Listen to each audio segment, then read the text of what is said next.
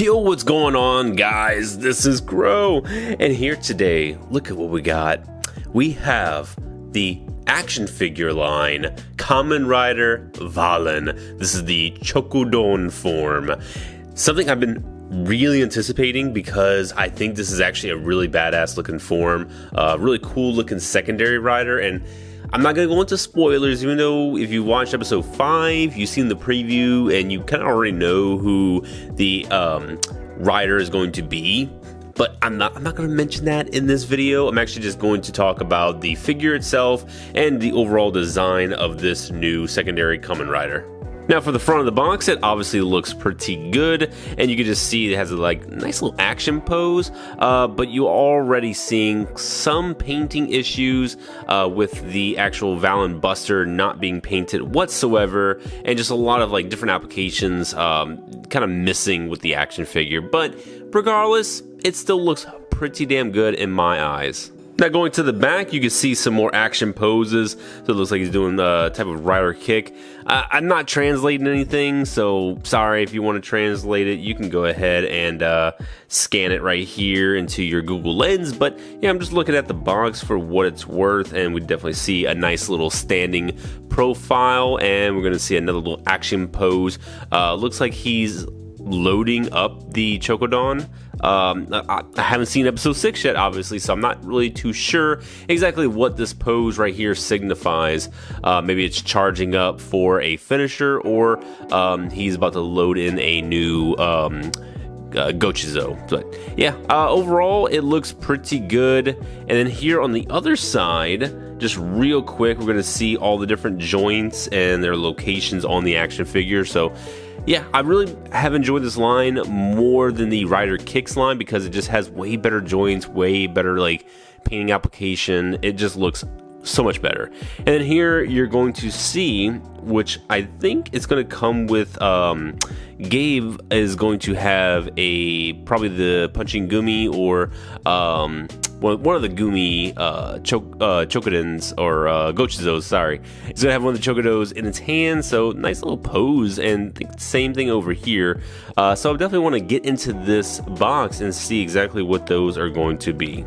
Alright, so now that we have it out of the box, let's go ahead and just take a look at the design of this. Like I mentioned, this is actually extremely well made. Definitely not on the level of a SH Figuarts, nor is it in scale of a SH Figuarts, but it still looks really good nonetheless. Now for the head sculpt, it does say chocolate right up in here, and I just love that. Obviously this is a snack design. It's the whole motif of the television show is snack based. So when it has all the chocolate in here, the design itself is amazing, but then translate that into one of these action figures that's primarily made for kids. I think that's just such a great effort, especially just having so much of this color separated. Obviously, there's still some stuff in here that is not colored in, but it's fine. I mean, you can easily paint it yourself, or you could just, maybe just live with it, like I'm pretty much going to do, until at least the SH Figuarts comes out. But yeah, I mean, just looking at the overall top portion of the design, the chocolate right here, this is actually a kind of like a rubber almost. Feels like a rubber, not as much of a plastic, but I'm not going to try and bend it way too much because I don't want to potentially stress it or anything. But yeah, I mean, looks good. The design, I'm digging, man. I'm really digging this rider. It looks good. Got the chocolate bars all over the body. So yeah, this is pretty much a good action figure representation of Valen. Now for articulation, obviously you've seen on the side of the box, but there's going to be quite a range of articulation. So the head's pretty much going to be on a ball joint right here. Got a halfway decent range of movement for the shoulder, but the arm can go up, down, and can rotate. But obviously here it's going to be a little bit impeding, so can't really go too crazy. But if you just kind of push it to the side, it's going to be fine. Shoulder pad can go up and down by itself. You're going to have a rotation here at the bicep, bend at the elbow. Wrist is going to be on a ball joint, but it's obviously not going to be that crazy in terms of articulation. It's kind of very tightly squeezed in there. Now the waist and torso, this is going to have some insane, look at that range of movement. He's just throwing it back. Look at that. Yeah, so I mean, the range of movement here is pretty amazing, to be honest. So you're gonna have really good ab crunches, and that's just gonna feed right into the dynamic poses. You can get some side to side. So yeah, all around, really good poses right there.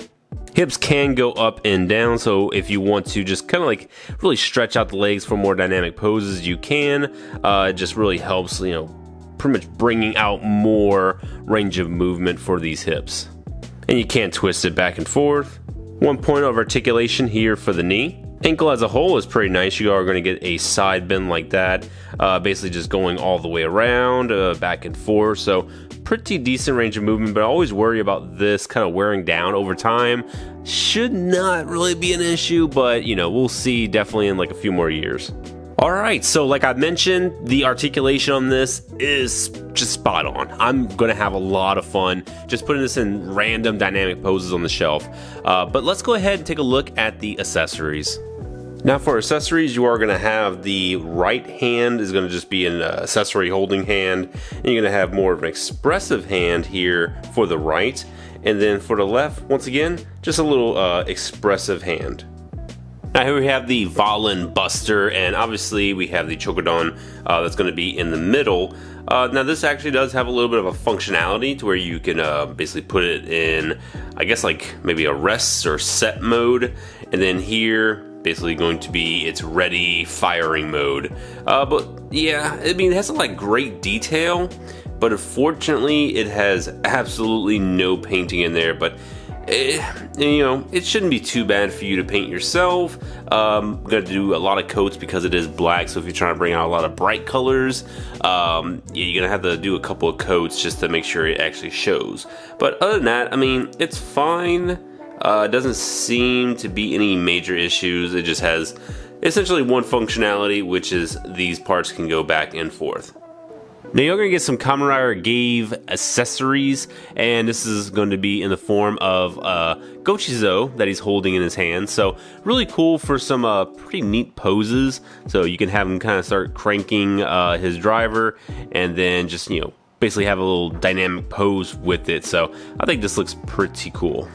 And the next accessory that this actually comes with is going to be the Gochizo on the little motorcycle that just basically goes onto the sword. Such a weird gimmick that really hasn't like paid off that well into the show itself, but I absolutely love it. It might be Punching Gummy, or it could be Zaku Zaku. I don't know which Gochizo is actually in there, but hey, paint it however you want. Yeah, it might be Poppin' Gummy now that I think about it, because I think it was Poppin' Gummy in episode 1. So yeah, it's really cool. I like it. This actually might be the pose I'm going to do basically on the shelf. So just to kind of zoom out a little bit for you guys. But yeah, I think it's a pretty neat pose. I'll probably just refine it a little bit, but this is probably what's going to be on the shelf just to represent Kamen Rider Gavv. Now for poses, like I mentioned, you can actually put this in a large array of different styles of poses. So if you want more of a stationary pose, I do recommend this one where he's just loading up the Buster. Yeah, I haven't watched the episode, so I'm not actually sure how he's going to henshin, but I want to assume it's something to this level, you know, to this style. And of course, aerial poses will not be an issue with this figure. It can definitely do some good like side dodging or lunging attacks with the Buster. Alright guys, so just to roll into my final thoughts, keeping it short and sweet. I don't know how much this is going to be going for in the secondary market outside Japan, but this is what I'll say. If you can find it for less than $40, 40 USD, I highly encourage you to pick this up. But if you're going to go over 40, you're really going to have to evaluate the worth of Vice just spending the extra money and getting SH Figure Arts, which will more than likely have way more paint application, range of posability, and just like, you know, articulation and everything. So it's going to be a call on you if this is going to be worth it to put on your shelf.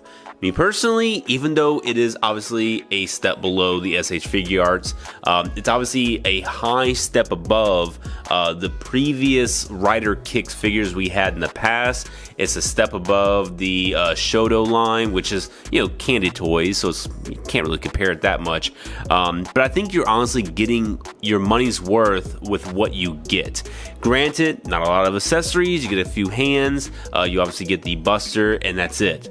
But the amount of details that went into this, the range of mobility, it has a lot of style. So yeah, I'm gonna go ahead and say this is a cop it if you can find it.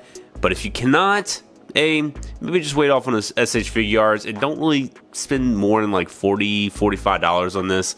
I don't think it's gonna be worth it at that point, because you're spending pretty much SH Figuarts money, because I think the Gavv is going to be, what, 55,000 yen or 5,500 yen, 6,000 yen. So not really going to be too crazy expensive from retail. But that's it for me, guys. Thank you all for watching. Hopefully you enjoyed this video and you kind of like have a better idea about the new Kamen Rider Gavv line. And if you do, hey, I hope you make a great decision on whether you're going to purchase it or not. And if you do want to purchase these, hey, click the link down below for Hobby Link Japan, and you can go ahead and search up any of the Kamen Rider Gavv as well as any other type of Kamen Rider merchandise for your purchasing pleasures. But other than that, guys, thank you all for watching. Hopefully you enjoyed the video, and hey, come back next time and we'll do some more Kamen Rider reviews. But that's it for me. Thank you all for watching, and I'll see you next time. Bye-bye.